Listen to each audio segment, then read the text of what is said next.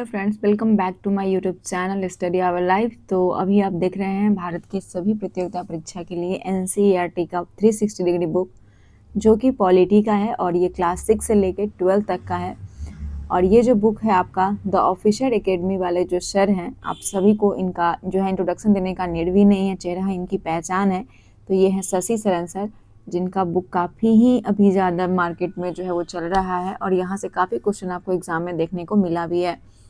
तो जैसा कि इस बुक से हम आपको साइंस पिछले वीडियो में कंप्लीट करवा दिए थे, जो कि क्लास बाय क्लास मैराथन था आपका, क्लास 6 का, 7 का, 8 का, इस तरीके से। उसी तरीके से हम पॉलिटी का भी स्टार्ट किए थे, जिसमें क्लास 6 का हम अपलोड किए थे और 7 आपका बचा हुआ था। 7 के बाद तो चलिए स्टार्ट करते हैं। तो आज हम 7 देखेंगे, फिर 8, 9, 10, 11, 12 सबको बारी बारी देखेंगे, अलग अलग सब्जेक्ट को। और आपको हम बता दें कि एडुटेरिया का जो एनसीईआरटी का बुक आया है और 7500 वाला के लिए काफ़ी कमेंट आ रहा है कि मैम करवा दीजिए, तो मुझे लगता है कि सही में उसको स्टार्ट कर देना चाहिए।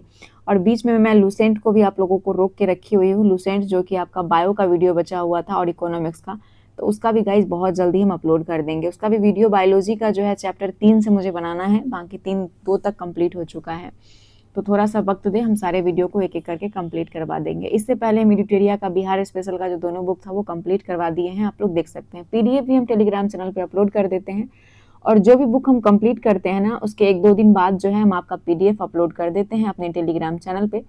और हमारा टेलीग्राम चैनल जो है उसको आप देख लीजिएगा, स्टडी आवर लाइफ, जो कि हमारा यूट्यूब चैनल का नाम है, उस सेम स्टडी आवर चैनल हमारा टेलीग्राम चैनल का भी नाम है। और जो लोग व्हाट्सअप के ग्रुप से जुड़ना चाहते हैं तो वहाँ भी जुड़ सकते हैं। वहाँ भी जो छोटा मोटा नोटिफिकेशन होता है तो वहाँ पे अपलोड करना आसान हो जाता है। ओके, तो चलिए स्टार्ट करते हैं आज के वीडियो को। तो ये रहा आपका राज्य व्यवस्था यानी पॉलिटी क्लास 7 का, ठीक है। तो यहाँ जो बारकोड दिया हुआ है, इसका ये मतलब है कि अगर आपको कहीं भी डाउट है तो आप इस बुक को जो है स्कैन करके आप ओरिजिनल एनसीईआरटी बुक का कंटेंट देख सकते हैं, ठीक है। तो चलिए, पहला चैप्टर क्या है? समानता। समानता मतलब इक्वलिटी क्या होता है? भारतीय संविधान जब व्यक्तियों को डैश मानता है, तो जब भारतीय संविधान हमारा सभी व्यक्तियों को समान मानता है, इसके बारे में बात करते हैं। हमारा भारतीय संविधान जो है वो सभी व्यक्तियों को क्या मानता है? समान मानता है। भारतीय संविधान में सब व्यक्तियों को समान मान्यता है। इसका अर्थ है कि देश के व्यक्ति, चाहे वो पुरुष हो या स्त्री, किसी जाति के हो, किसी धर्म के हो, शैक्षिक और आर्थिक पृष्ठभूमि से संबंध रखते हो, वो सब समान माने जाते हैं, सभी समान माने जाते हैं। दूसरा प्रश्न है कि भारतीय संविधान में किसी भी व्यक्ति के साथ निम्न आधार पर भेदभाव किया जा सकता है। तो भारतीय संविधान में अगर भेदभाव किया भी जाना है तो धर्म, जन्मस्थान, जाति, उपयुक्त में से कोई नहीं, इन सभी में से कोई भी आधार पर भारतीय संविधान में जो है व्यक्ति से भेदभाव नहीं किया जा सकता है। चाहे वो जाति का हो, किसी भी जाति का हो, किसी भी धर्म का हो, किसी भी शैक्षणिक संस्थान से जुड़ा हो, उसकी आर्थिक पृष्ठभूमि क्या है, इस सभी समय से किसी से भी उसका जो है भेदभाव नहीं कर सकते हैं, सब समान माने जाएंगे।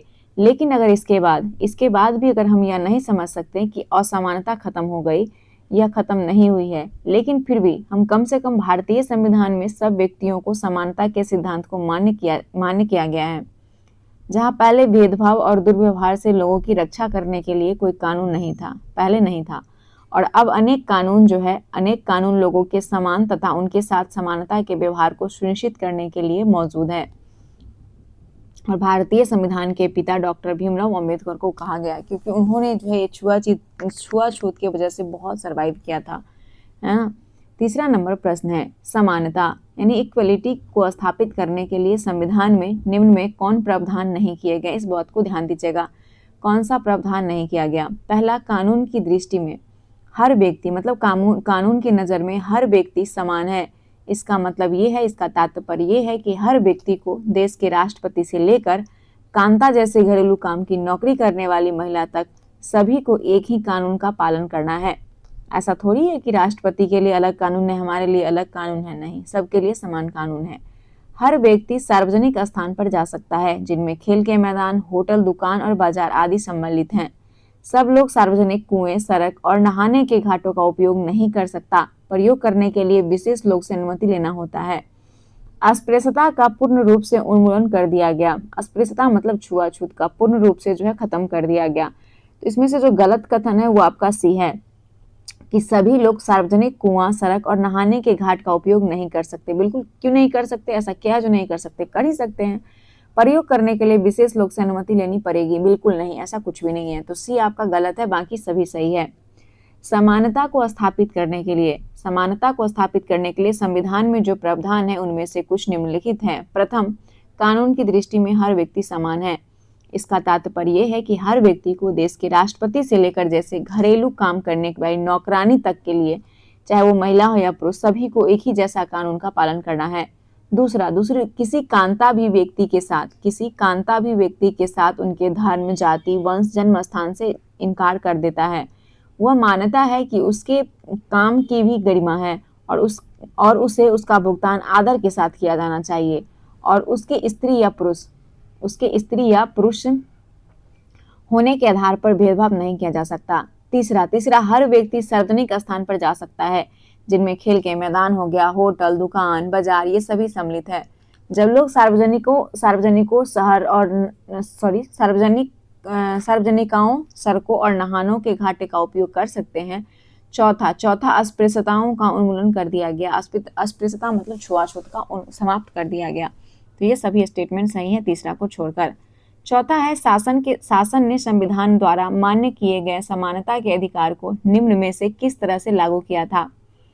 तो आंसर हो जाएगा इसका ऑप्शन नंबर सी, उपयुक्त में से दोनों, कानून के द्वारा और सरकार की योजनाओं और कार्यक्रम के द्वारा सुविधाहीन समाजों की मदद करके। आंसर सी, शासन ने संविधान द्वारा मान्य किए गए समानता के अधिकार को जो है सरकार की योजना और कार्यक्रम द्वारा सुविधाहीन समाजों की मदद करके और कानून द्वारा जो है लागू किया। शासन की अगर हम बात करें तो शासन ने संविधान द्वारा मान्य किए गए समानता के अधिकार को दो तरह से लागू किया। पहला कानून के द्वारा और दूसरा सरकार की योजना और कार्यक्रम द्वारा सुविधाहीन समाजों की मदद करके। पांचवा प्रश्न है, देश भर में मध्याह्न भोजन प्रारंभ करने के लिए निम्नलिखित में कौन कथन सत्य है? मध्याह्न भोजन, तो कई बच्चे खाली पेट स्कूल आते हैं और उनका मन इस वजह से पढ़ाई में नहीं लगता है। बहुत बच्चे स्कूल की आधी छुट्टी में भोजन करने जाते हैं और बाद में वापस नहीं आते। बच्चों को भोजन तो मिलता है, उनके बीच की सामाजिक दूरियां को भी कम करने का प्रयास इसके माध्यम से किया जाता है।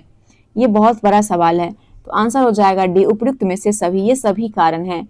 जो स्कूल में मिड डे मील यानी मध्याह्न भोजन स्टार्ट हुआ, इसको आप पीएम पोषण के नाम से जाना जाता है। इस भोजन को स्टार्ट करने का जो रीजन था, वो रीजन ये था कि मध्याह्न भोजन की व्यवस्था इस कार्यक्रम के अंतर्गत सभी सरकारी प्राथमिक स्कूल के बच्चों को दोपहर का भोजन स्कूल द्वारा दिया जाता है और ये भोजन भारत में सबसे पहले तमिलनाडु राज्य में प्रारंभ किया गया था 2001 में तमिलनाडु में। उच्चतम न्यायालय ने सभी राज्य सरकारों को इसे अपनाने में 6 माह के अंदर आरंभ करने का निर्देश दे दिया उच्चतम न्यायालय, और इस कार्यक्रम से काफी सकारात्मक प्रभाव हुआ। उदाहरण के लिए कि दोपहर का भोजन मिलने के कारण जो गरीब बच्चे ने अधिक संख्या में स्कूल में प्रवेश लेना और नियमित रूप से स्कूल आना शुरू कर दिया। शिक्षक बताते हैं कि पहले बच्चे खाना खाने के बहाने घर जाते थे और फिर वापस स्कूल लौट के नहीं आते थे, परंतु अब से स्कूल में मध्याह्न भोजन मिलने लगा है। उनकी उपस्थिति में सुधार आया। वो माताएं जिन्हें पहले अपना काम छोड़कर दोपहर को बच्चों को खाना खिलाने घर आना पड़ता था, अब उन्हें ऐसा नहीं करना पड़ता।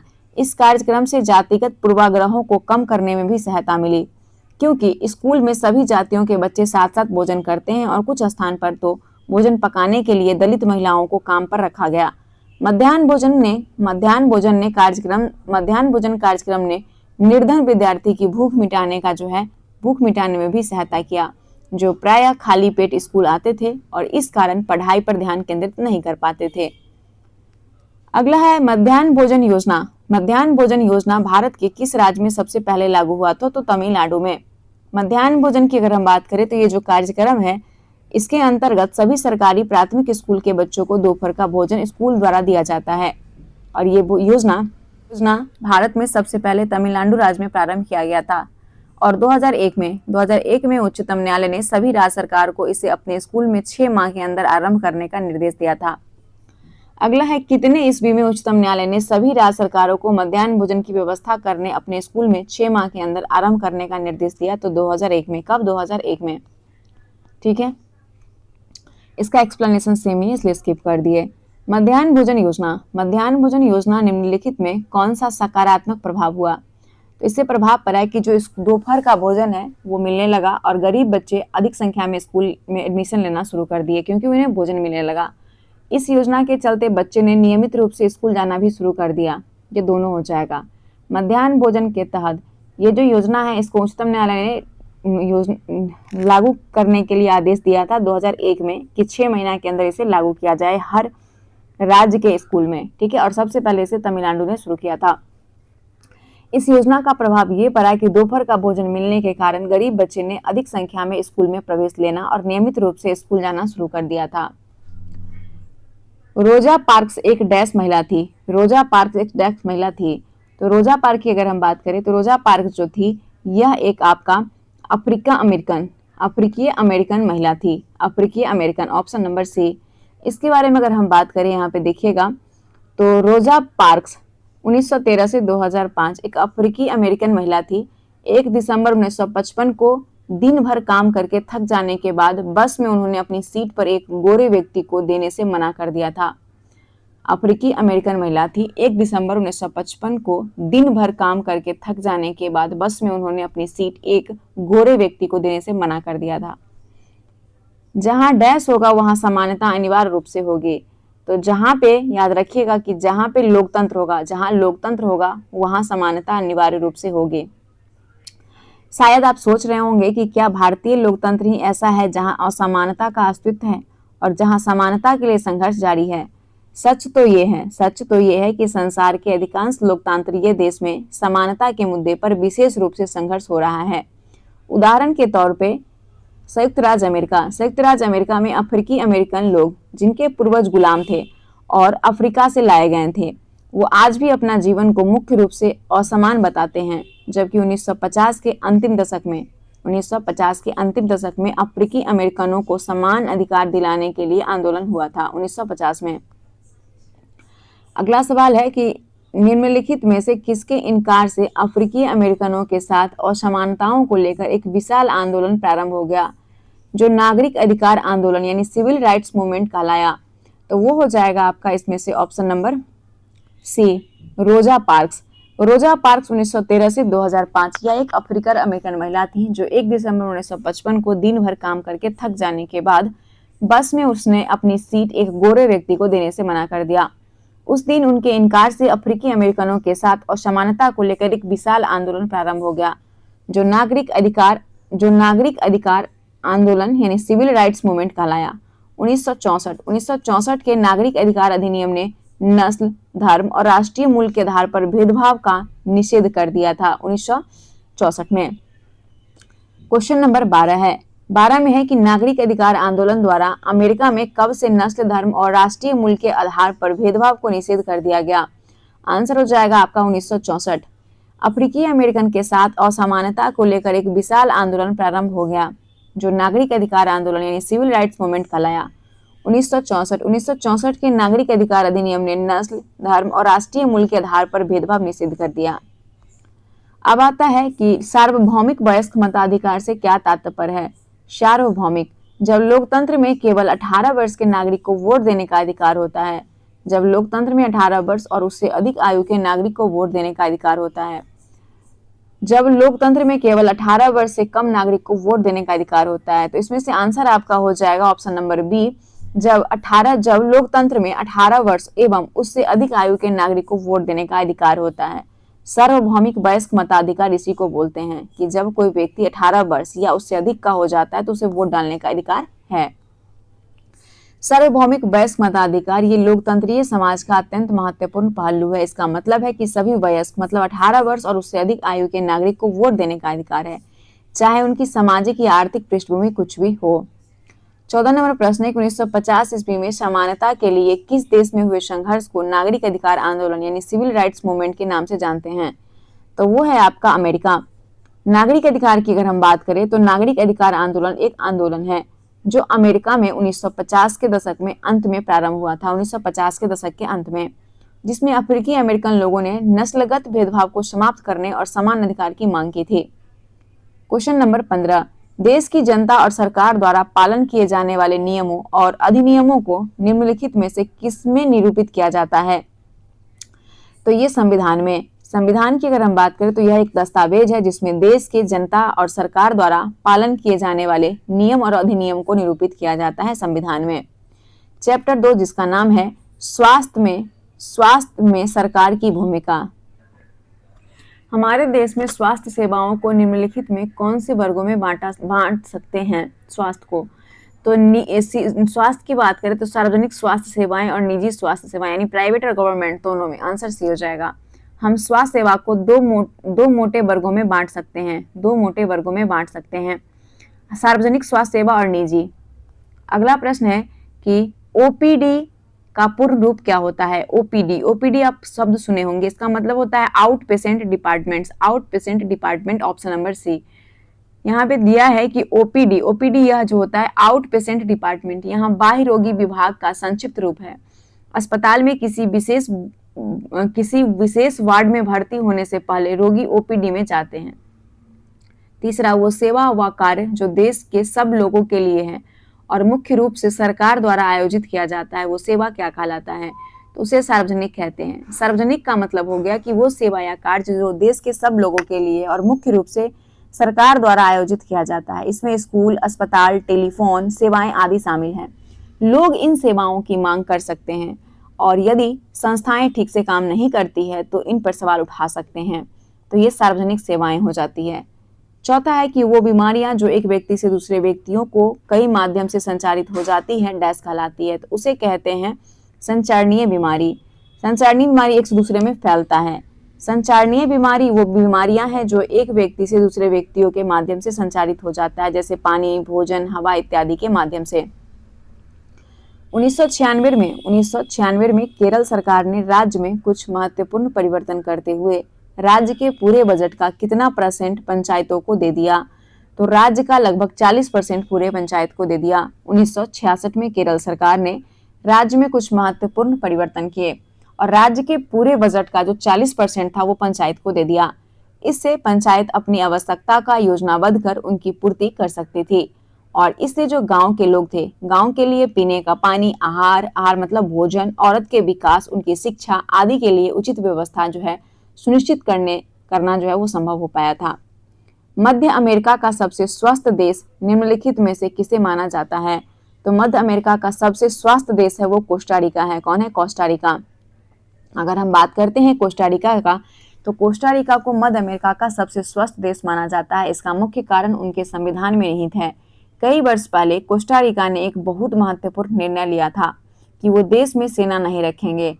इससे उन्हें सेना पर व्यय किए जाने वाले धन को लोगों की शिक्षा, स्वास्थ्य और अन्य आधारभूत जरूरतों पर खर्च करने में मदद मिली। अब है चैप्टर 3 जिसका नाम है राज्य शासन कैसे काम करता है। अध्याय 3 का पहला प्रश्न दिया हुआ। अध्याय 3 चैप्टर का नाम क्या है? राज्य शासन कैसे काम करता है। जो राज्य का शासन है ये कैसे काम करता है, देखिए। विधानसभा के सदस्य को निम्नलिखित में से क्या कहा जाता है?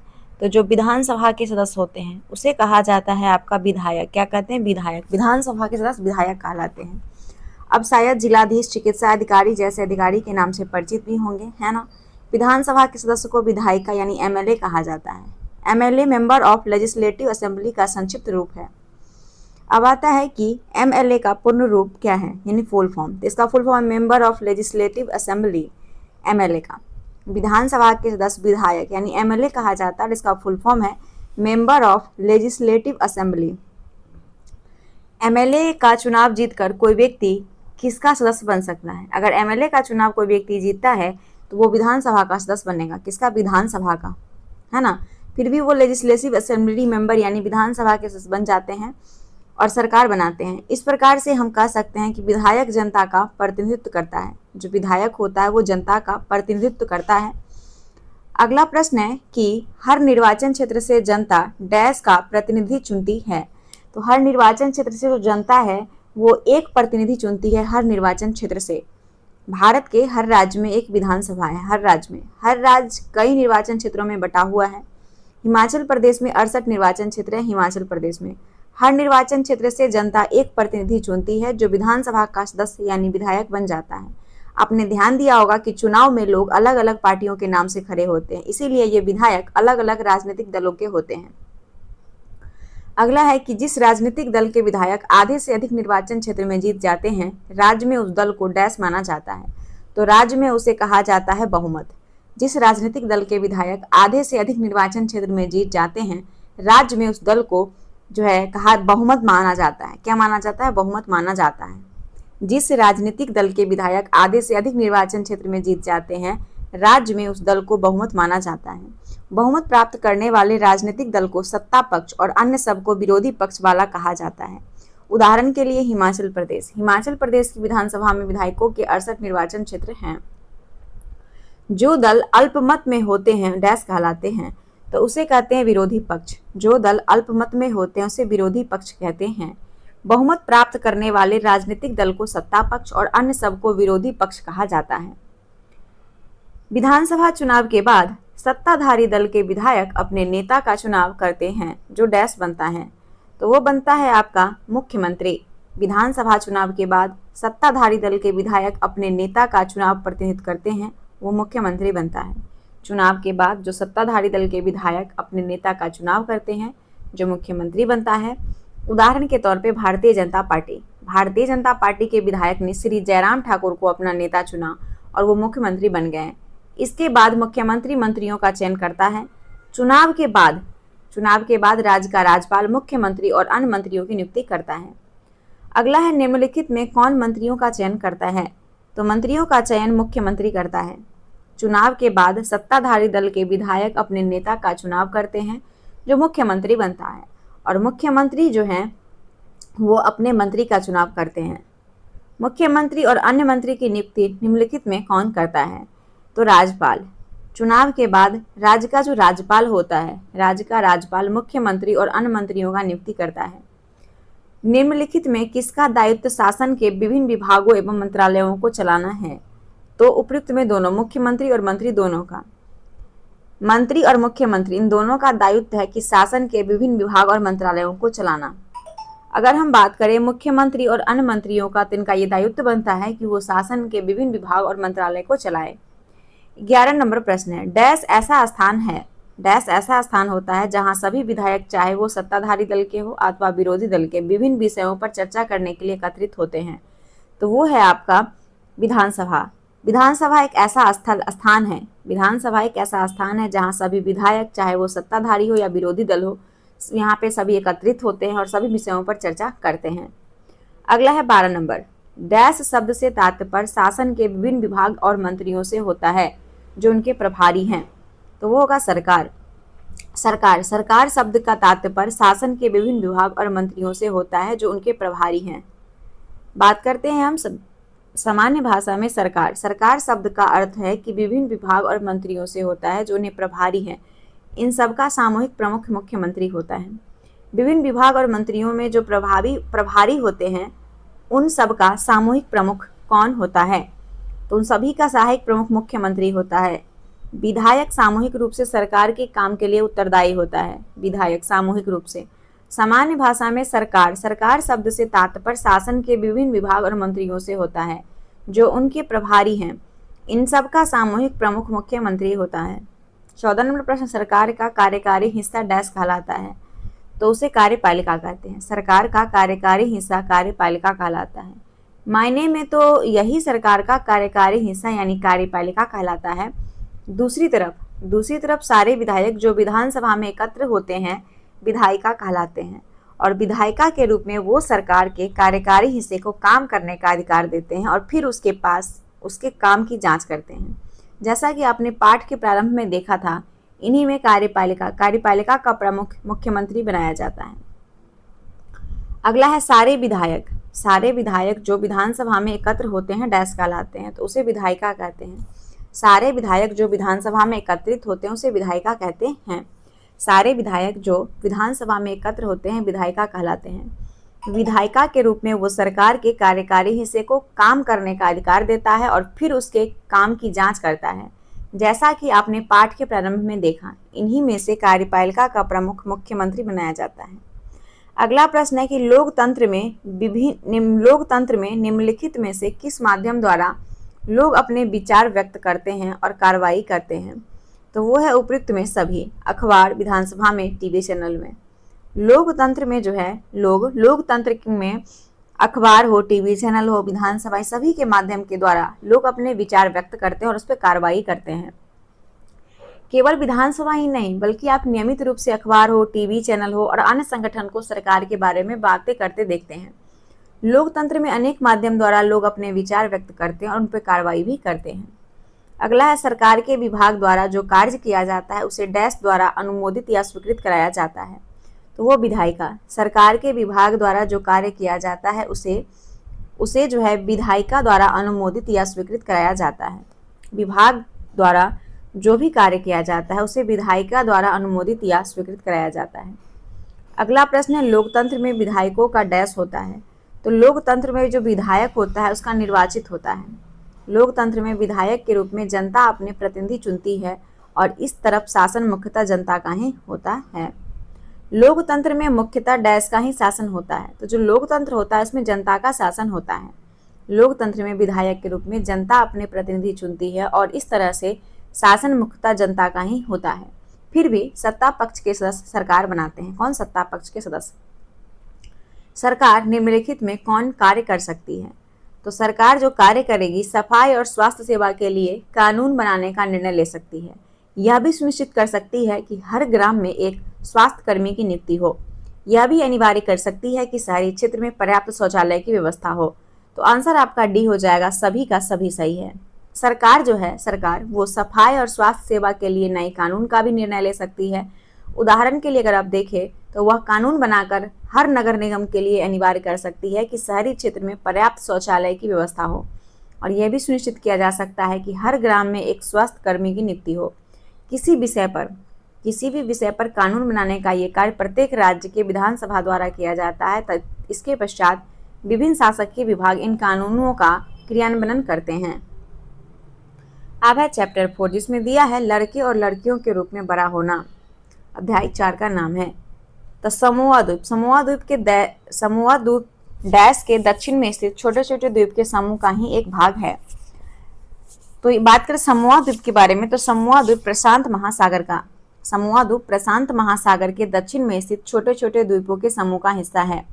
1920 के दशक में समोआ द्वीप में बच्चों का बड़ा होना समोआ द्वीप प्रशांत महासागर के दक्षिण में स्थित छोटे छोटे द्वीपों के समूह का एक भाग है। बस एक ही क्वेश्चन था अध्याय 4 का, चलिए कोई नहीं। अब है अध्याय 5 औरतों ने बदली दुनिया। ये कैसे? उत्तरी रेलवे की पहली महिला इंजन चालक निम्नलिखित में कौन है? उत्तरी रेलवे की पहली महिला इंजन चालक जो है वो लक्ष्मी लकारा है। झारखंड के एक गरीब आदिवासी परिवार की 27 वर्षीय महिला लक्ष्मी लकारा ने इस धारा का रुख बदल दिया। उत्तरी रेलवे की वो पहली महिला इंजन चालक बनी है। अमार जीवन किस भारतीय महिला द्वारा लिखित पहली आत्मकथा है? तो ये राम सुंदरी देवी की आत्मकथा है। अमार जीवन किसी भारतीय महिला द्वारा लिखित पहली आत्मकथा है। राज सुंदरी देवी एक धनवान जमींदार परिवार की गृहिणी थी। उस समय लोगों का विश्वास था कि यदि लड़की लिखती पढ़ती तो वह पति के लिए दुर्भाग्य लाती और विधवा हो जाती। इसके बावजूद उन्होंने अपनी शादी के बहुत समय बाद स्वयं ही छुप छुप कर लिखना और पढ़ना सीखा है। राम सुंदरी देवी का संबंध किस राज्य से है? राम सुंदरी देवी पश्चिम बंगाल की है। कहाँ की? पश्चिम बंगाल की। ये 1800 से लेकर 1890 तक का अनुभव जो 200 वर्ष पूर्व पश्चिमी बंगाल में पैदा हुई थी। 60 वर्ष की अवस्था में उन्होंने बंगला भाषा में अपनी आत्मकथा लिखी थी। राम सुंदरी देवी। निम्नलिखित में किसे पंडिता की उपाधि दी गई? तो रामाबाई को पंडिता की उपाधि दी गई। रामाबाई 1858 से लेकर 1922 तक अपनी बेटी के साथ महिला शिक्षा की ये योद्धा स्वयं कभी स्कूल नहीं गई। रामाबाई कभी स्कूल नहीं गई पर अपने माता पिता से उन्होंने पढ़ना लिखना सीख लिया और उन्हें पंडिता की उपाधि दी गई। क्यों? क्योंकि वो संस्कृत पढ़ना लिखना जानती थी, जो उस समय के औरत के लिए बहुत बड़ी उपलब्धि थी।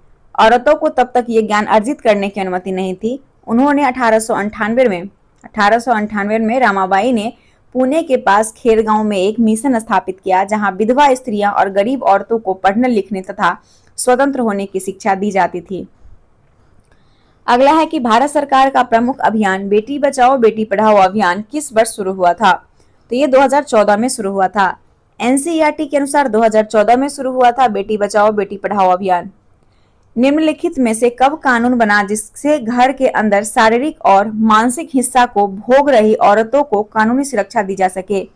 तो 2006। 2006 बात करें अगर हम भेदभाव और हिंसा के विरोध में अभियान चलाना महिला आंदोलन का एक महत्वपूर्ण हिस्सा है। अभियान के फलस्वरूप नए कानून भी बने। सन 2006 में एक नया कानून बना जिससे घर के अंदर शारीरिक और मानसिक हिंसा का भोग रही औरतों को कानूनी सुरक्षा दी जा सके। इसी तरह महिला आंदोलन के अभियानों के कारण 1997 में सर्वोच्च न्यायालय ने कार्य के स्थान पर और शैक्षणिक संस्थानों में महिलाओं के साथ होने वाले यौन प्रताड़ना से उन्हें सुरक्षा प्रदान करने के लिए दिशा निर्देश जारी किया 1997 में। अगला है कि अंतर्राष्ट्रीय महिला दिवस कब मनाया जाता है? तो 8 मार्च को। 8 मार्च को अंतर्राष्ट्रीय महिला दिवस को दुनिया भर की औरतें अपने संघर्ष को ताजा करने और जश्न मनाने के लिए इकट्ठी होती हैं। 8 मार्च को। रुकैया सखावत हुसैन। रुकैया सखावत हुसैन ने कोलकाता में कब लड़कियों के लिए एक स्कूल खोला जो आज भी कार्य कर रहा है? तो 1910 में। जैसा कि आपने देखा कि रुकैया सखावत हुसैन उस समय स्त्रियों के हवाई जहाज और कारें चलाने का स्वप्न देख रही थी जब लड़कियां को स्कूल तक जाने की अनुमति नहीं थी। उस समय रुकैया सखावत ये ड्रीम जो है अपना पाल रखी थी। इस तरह से शिक्षा ने रुकैया का जीवन बदल दिया। रुकैया केवल स्वयं शिक्षित होकर संतुष्ट नहीं हुई, उनकी शिक्षा ने उन्हें स्वप्न देखने और लिखने की शक्ति नहीं दी वरन उससे भी अधिक करने की शक्ति दी। 1910 में उन्होंने कोलकाता में लड़कियों के लिए एक स्कूल खोला जो आज भी कार्य कर रहा है। अगला है कि प्रमुख कहानी सुल्ताना का स्वप्न। सुल्ताना का स्वप्न किस लेखिका ने लिखा है? तो रुकैया सखावत हुसैन। रुकैया सखावत हुसैन की पुस्तक है सुल्ताना का स्वप्न। रुकैया सखावत हुसैन 1880 से 1932 में एक धनी परिवार में पैदा हुई थी जिसके पास बहुत जमीन थी। यद्यपि उन्हें उर्दू पढ़ना और लिखना आता था परंतु उन्हें बांग्ला और अंग्रेजी सीखने से रोका गया। उस समय अंग्रेजी को ऐसी भाषा के रूप में देखा जाता था जो लड़कियों के सामने नए विचार रखती थी जिन्हें लोग लड़कियों के लिए ठीक नहीं मानते थे। इसीलिए अंग्रेजी अधिकतर लड़कों को ही पढ़ाई जाती थी। रुकैया ने अपने बड़े भाई और बहन के सहयोग से बांग्ला और अंग्रेजी पढ़ना जो है लिखना शुरू कर दिया। आगे जाकर वो एक लेखिका बनी। क्या बनी? लेखिका। 1905 में जब वो केवल 25 वर्ष की थी तब अंग्रेजी भाषा के कौशल का अभ्यास करने के लिए उन्होंने एक उल्लेखनीय कहानी लिखी जिसका शीर्षक था सुल्ताना का सपना। सुल्ताना का सपना। कहानी में सुल्ताना नामक एक स्त्री की कल्पना की गई है जो लेडी लैंड के नाम से एक जगह पहुंचती और लेडी लैंड ऐसा स्थान था जहां पर स्त्रियों को डैश आ गया, डोडो क्या है स्टोरी, इसका पढ़ना पड़ेगा। चलिए, अध्याय 6 का नाम है संचार माध्यम को समझना। मीडिया अंग्रेजी शब्दों से लिखा गया है। मीडिया की बात करें तो मीडियम से लिखा गया। किससे? मीडियम से।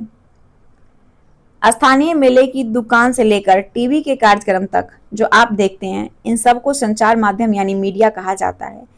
मीडिया अंग्रेजी के मीडियम शब्द का बहुवचन और इसका तात्पर्य उन विभिन्न तरीकों से है जिनके द्वारा हम समाज में विचारों का आदान प्रदान करते हैं। मीडियम का अर्थ है माध्यम, क्योंकि मीडिया का संदर्भ संचार माध्यम से है। इसीलिए हर चीज जैसे कि फोन पर बात करने से लेकर टीवी पर शाम के समाचार सुनने तक को मीडिया कहा जाता है। टीवी, रेडियो, अखबार संचार माध्यम एक ऐसे रूप हैं जिनकी पहुंच लाखों लोगों तक है, देश और विदेश के जनसमूह तक है। इसीलिए इन्हें जनसंचार माध्यम या मास मीडिया कहते हैं। क्या कहते हैं? Mass media. समाज में विचारों एवं खबरों के आदान प्रदान का माध्यम या साधन ही डैश कहलाता है, तो उसे मीडिया कहते हैं। मीडिया का तात्पर्य उन विभिन्न तरीकों से है जिनके द्वारा हम समाज के विचारों का आदान प्रदान करते हैं, जैसे फोन पर बात करने से लेकर टीवी पर शाम के समाचार सुनने तक को मीडिया कहा जाता है। अब आता है टीवी, रेडियो और अखबार। टीवी, रेडियो, अखबार संचार माध्यम के एक ऐसे रूप है जिनकी पहुंच लाखों लोगों तक है, देश और विदेश के जनसमूह तक है। इसीलिए इन्हें डैश कहा जाता है। उपयुक्त में दोनों जनसंचार माध्यम और मास मीडिया दोनों कहा जाता है। टीवी, रेडियो और अखबार संचार माध्यम एक ऐसे रूप है जिनकी पहुंच लाखों लोगों तक है, देश विदेश के जनसमूह तक है। इसीलिए इन्हें जनसंचार माध्यम या मास मीडिया कहते हैं। अगला डैश। डैश के दशक में इलेक्ट्रॉनिक टाइपराइटर के आ जाने से पत्रकारिता की दुनिया में एक बड़ा बदलाव आया। तो क्या आया? 1940 में। 1940 के दशक में इलेक्ट्रॉनिक टाइपराइटर के आ जाने से पत्रकारिता की दुनिया में एक बड़ा बदलाव आया। 1940 के दशक से। ठीक है, अब बात करते हैं अगला क्वेश्चन का। जॉन एल बेयर्ड ने निम्नलिखित में किसका आविष्कार किया? तो टीवी का। यह एक यंत्र टेलीवाइजर टेलीविजन का प्रारंभिक रूप था। अपने इस आविष्कार के सामने बैठे हैं जॉन एल वैडी। इस यंत्र के द्वारा उन्होंने रॉयल इंस्टीट्यूट के समक्ष अपने आविष्कार का प्रदर्शन किया। यहाँ पे देख सकते हैं, जब सरकार समाचार की किसी अंश, फिल्म या किसी दृश्य या गीत की किसी अभिव्यक्ति को जन समुदाय तक पहुंचाने से प्रतिबंधित करती है तो इसे डैश कहा जाता है।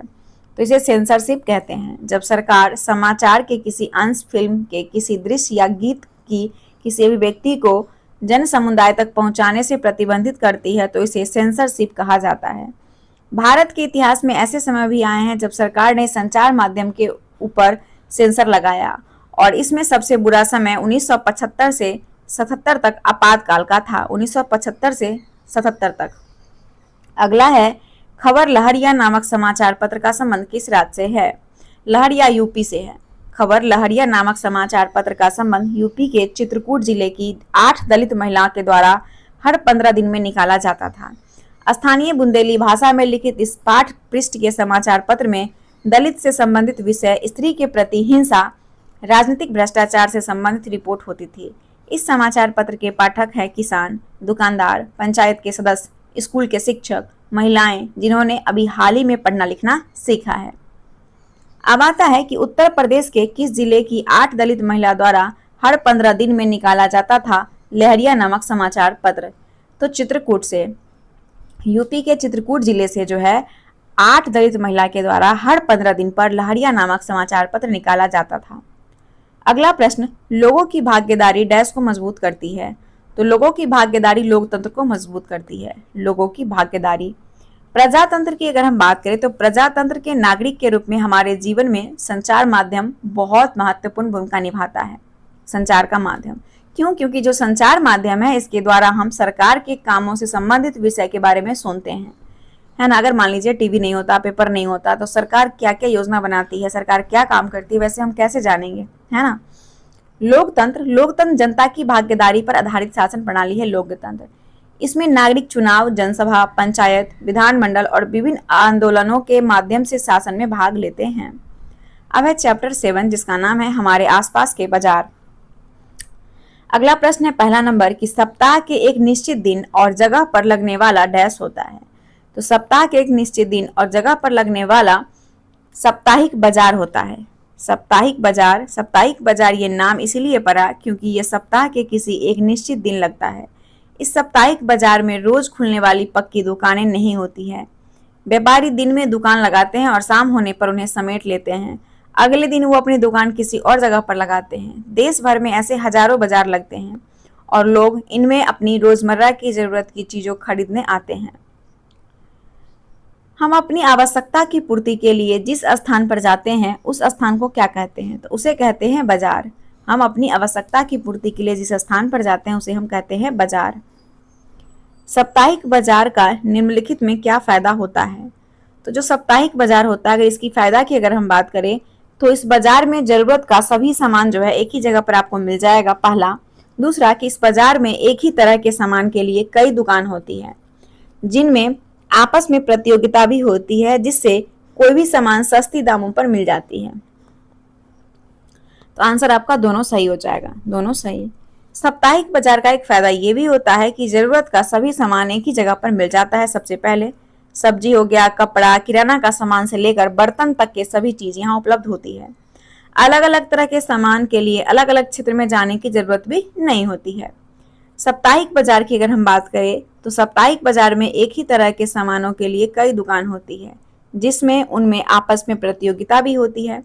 यदि एक दुकानदार किसी वस्तु के लिए अधिक कीमत मांगता है ना, तो लोग जैसे मान लीजिए आप सब्जी मंडी, एग्जाम्पल में आप देख सकते हैं कि अगर आप सब्जी मंडी जाते हैं तो अगर सब्जी मंडी में अगर एक जगह आपका खीरा मिल रहा है, ठीक है, और ये बगल में भी मिल रहा है, इसके बगल में भी मिल रहा है, तो ये अगर 40 का बेचेगा, अगर ये 40 का देता है तो ये कोशिश करेगा कि मेरा जल्दी बिक जाए, इसलिए 30 का लगा देगा, 35 का लगा देगा, इससे कम ये लगा देगा। तो इस तरीके से आपको आसानी से जो है सस्ती दामों में भी मिल जाती है। वरना एक कभी देखे होंगे कि मार्केट में कोई एक चीज जो है वहाँ एक ही दुकान होगा किसी एक सामान का, मान लीजिए खीरा का एक ही दुकान है पूरे मार्केट में, उसे जब खरीदने आप जाइएगा ना तो वो सबसे महंगा रेट लेगा, क्योंकि उसको पता है कि इसको तो कहीं मिलेगा ही नहीं, ये खरीदेगा यहीं से, इसको जरूरत है तो तो वो जो है अपने मनमाना रेट को ले लेता है। तो यही चीज है। तो वही वस्तु कम कीमत पर मिल जाए, और लोग अक्सर उन बाजार में जाना पसंद करते हैं जहां सामान के विविध विकल्प उपलब्ध हो। अगला है, पड़ोस की दुकान निम्नलिखित में किस कारण से उपयोगी होती है। तो जो पड़ोस की दुकान होती है ये दुकानें हमारे घर के एकदम नज़दीक होते हैं, जिसके चलते हम किसी भी समय उस दुकान पर जा सकते हैं। दूसरा, दुकानदार और खरीदार एक दूसरे के परिचित होते हैं, और दुकानदार ग्राहक के लिए उधार भी देने के लिए तैयार रहता है। तो आंसर आपका सी हो जाएगा, दोनों सही है। पड़ोस की दुकान की अगर हम बात करें तो पड़ोस की दुकान कई अर्थ में बहुत उपयोगी होते हैं। हमारे घर के करीब तो वो होती है, और हम सप्ताह के किसी भी दिन और किसी भी समय इन दुकानों पर जा सकते हैं। सामान्यतः दुकानदार और खरीदार एक दूसरे से परिचित भी हो जाते हैं।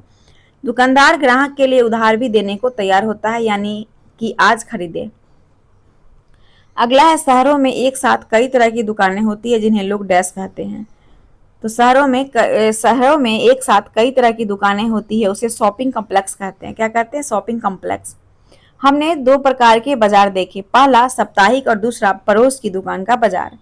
शहरों में कुछ अन्य प्रकार के बाजार भी होते हैं जहां एक साथ कई तरह की दुकानें होती हैं, हम शॉपिंग कॉम्प्लेक्स के नाम से जानते हैं। अगला है, व्यापारी से क्या तात्पर्य है। व्यापारी वो लोग जो वस्तु के उत्पादक और वस्तु के उपभोक्ता के बीच में होते हैं, उसको कहते हैं व्यापारी। वो लोग जो वस्तु के उत्पादक और वस्तु के उपभोक्ता के बीच में होते हैं, उन्हें हम व्यापारी कहते हैं। पहले थोक व्यापारी बड़ी मात्रा में या संख्या में सामान खरीद लेता था। सब्जियों का थोक व्यापारी कुछ किलो सब्जी नहीं खरीदता था, बल्कि वो बड़ी मात्रा में 25 से 100 किलो तक के सब्जी खरीद लेता था, और इन्हें वह दूसरे व्यापारियों को बेचता है। यहाँ खरीदने वाले और बेचने वाले दोनों व्यापारी होते हैं। व्यापारियों की लंबी श्रृंखला का अंतिम व्यापारी जो अंततः वस्तु उपभोक्ता को बेचता है, खुदरा या फुटकर व्यापारी कहलाता है। क्या कहलाता? व्यापारी। और यह वही दुकानदार होता है जो आपको पड़ोस की दुकानें, साप्ताहिक बाजार या फिर शॉपिंग कॉम्प्लेक्स में सामान बेचता मिलता है। अगला है, व्यापारियों की लंबी श्रृंखला का वह अंतिम व्यापारी जो अंततः वस्तुओं उपभोक्ता को बेचता है डैश कहलाता है, तो उसे खुदरा व्यापारी कहते हैं। व्यापारियों की लंबी श्रृंखला वो अंतिम व्यापारी जो अंततः वस्तु उपभोक्ताओं को बेचता है, खुदरा या फुटकर व्यापारी कहलाता है। यह वही दुकानदार होता है जो आपको पड़ोस की दुकान, साप्ताहिक बाजार या फिर शॉपिंग कॉम्प्लेक्स में सामान बेचता दिखता है। वैसा बाजार जहां वस्तुएं पहले पहुंचती है और यहीं से वो अन्य व्यापारियों तक पहुंच जाती है, उसे कहते हैं थोक बाजार। हर शहर में एक थोक बाजार होता है, हर शहर में। यहाँ वस्तुएं पहले पहुंचती है और यहीं से वो अन्य व्यापारियों तक पहुंचती है। सड़क किनारे की दुकान का छोटा व्यापारी, जिसके बारे में आपने पहले पढ़ा था, बड़ी संख्या में प्लास्टिक का सामान शहर के थोक व्यापारी से खरीदता है। हो सकता है कि वो बड़ा व्यापारी अपने से भी बड़े थोक व्यापारियों से स्वयं सामान खरीदता हो। शहर का बड़ा थोक व्यापारी प्लास्टिक का यह सामान कारखाने से खरीदता है और उन्हें बड़े गोदामों में रखता है, और इस तरह से बाजार की एक श्रृंखला बनती है। जब हम एक सामान खरीदते हैं तब हम ध्यान नहीं देते कि वह सामान किस किस के पास से सफर करता हुआ हम तक पहुंचता है।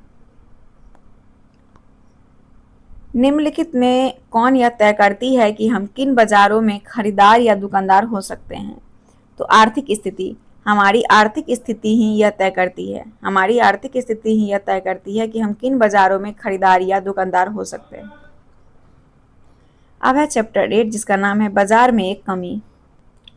और ये क्लास 7 आपका 1 घंटे में जो है ख़त्म हो जाएगा। इतना कम टाइम का इसमें वीडियो है। पहला प्रश्न है कि सप्ताह में 2 बार लगने वाला इरोड का कपड़ा बाजार का संबंध किस राज्य से है। इरोड का कपड़ा बाजार, इसका संबंध तमिलनाडु से है। तमिलनाडु में सप्ताह में 2 बार लगने वाला इरोड का कपड़ा बाजार संसार के विशाल बाजार में से एक है। इस बाजार में कई प्रकार का कपड़ा बेचा जाता है। आसपास के गांव में बुनकर द्वारा बनाया गया कपड़ा भी इस बाजार में बिकने के लिए आता है। बाजार के पास कपड़ा व्यापारियों के कार्यालय हैं जो इस कपड़े को खरीदते हैं, और दक्षिणी भारत के शहरों के अन्य व्यापारी भी इस बाजार में कपड़ा खरीदने के लिए आते हैं। अगला है दादन व्यवस्था से क्या तात्पर्य है। दादन व्यवस्था जो है व्यापारी और दुकानदारों के बीच ऐसी व्यवस्था जहां व्यापारी किसी शर्त के आधार पर बुनकर से तैयार माल प्राप्त करता है। गलत। व्यापारी और बुनकर के बीच ऐसी व्यवस्था जहां व्यापारी केवल पैसा देता है और उसे तैयार माल प्राप्त होता है। गलत।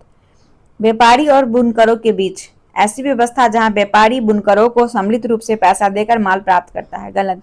व्यापारी और बुनकर के बीच ऐसी व्यवस्था जहां व्यापारी कच्चा माल देता है और उसे तैयार माल प्राप्त होता है। आंसर डी हो जाएगा करेक्ट आंसर। दादन व्यवस्था यह है कि व्यापारी और बुनकर के बीच एक ऐसा व्यवस्था जहां व्यापारी कच्चा माल देगा और बुनकर तैयार माल प्राप्त करता है। तो कच्चे माल को प्राप्त करने और तैयार माल की बिक्री के लिए भी व्यापारी पर बनी निर्भरता के चलते व्यापारियों का बहुत वर्चस्व बन जाता है और वो ऑर्डर देता है कि क्या कपड़ा बनाया जाना है और इसके लिए वो बहुत कम मूल्य देता है, बहुत कम मूल्य। बुनकरों के पास ये जानने का कोई साधन नहीं है कि वो किसके लिए कपड़ा बना रहे हैं। व्यापारी और बुनकर के बीच यह व्यवस्था दादन व्यवस्था, इंग्लिश में उसको बोलते हैं पुटिंग आउट। क्या बोलते हैं? पुटिंग आउट जो है सिस्टम कहा जाता है, जहां व्यापारी कच्चा माल देता है और उसे तैयार माल प्राप्त होता है। भारत के अनेक क्षेत्रों में कपड़ा बुनाई के उद्योग में यह व्यवस्था प्रचलित है। अगला प्रश्न है कि निम्नलिखित में कौन राज्य सरकार सरकारी स्कूलों में निःशुल्क गणवेश योजना चलाती है? तो ये तमिलनाडु में। कभी कभी सरकार उचित मूल्य पर सहकारी संस्थानों से कपड़ा खरीदकर उनकी मदद करती है, जैसे कि तमिलनाडु में सरकार स्कूलों में निःशुल्क गणवेश योजना चलाती है। सरकार इसके लिए पावरलूम बुनकर की सहकारी संस्था से कपड़ा लेती है। पावरलूम बुनकर की सहकारी संस्था से कपड़ा लेती है और इसी तरह से सरकार हस्तकरघा बुनकर सहकारी समिति से भी कपड़ा खरीदकर कोऑप्टेक्स नामक दुकान के माध्यम से बेचती है। आपने अपने शहर में शायद कहीं ऐसी दुकानें देखी होगी। अगला है गरीबों का बाजार में शोषण न हो उसके लिए निम्न में कौन रास्ता अपनाना पड़ता है? तो उसके लिए उत्पादक मिलकर सहकारी संस्था बनाएं, कानूनों की दृष्टता से पालन हो। ये दोनों व्यवस्था, जैसे दादन व्यवस्था में बुनकर के साथ होता है और प्रायः नौकरी प्राप्त करने के लिए जैसा कि वस्त्र के कारखानों में कामगार के साथ हुआ, उस पर निर्भर रहना पड़ता है। नौकरी प्राप्त करने के लिए निर्भर रहना पड़ता है। इस निर्भरता के कारण बाजार में गरीबों का शोषण होता है और इन समस्याओं के समाधान के लिए भी रास्ते हैं, जैसे उत्पादक मिलकर सहकारी संस्था बनाएं, उत्पादक मिलकर कानूनों का जो है दृष्टता यानी मजबूती से पालन करें। तो ये आपका कंप्लीट हो चुका है क्लास 7 का। अब है क्लास 8 का, जिसको हम अगले पार्ट में देखेंगे। तो ये 1 घंटे का वीडियो है, इसे हम अपलोड कर देते हैं और इसलिए हम ऐसे क्लास वाइज अपलोड कर रहे हैं कि आपको आसानी होगा इसको कंप्लीट करना, है ना। लास्ट में आप अगर बोलेंगे तो हम मैराथन दे देंगे। इससे पहले तो ये मैराथन ही है, लेकिन क्लास वाइज मैराथन है आपका। तो होप सो ये वीडियो छोटा सा था, आपको पसंद आएगा। वीडियो पसंद आए तो वीडियो को लाइक कर दीजिएगा। चैनल पे जो लोग पहली बार आए हैं चैनल को सब्सक्राइब कर लेंगे। तो चलिए मिलते हैं अगले वीडियो के साथ, तब तक के लिए धन्यवाद। जय हिंद, जय भारत।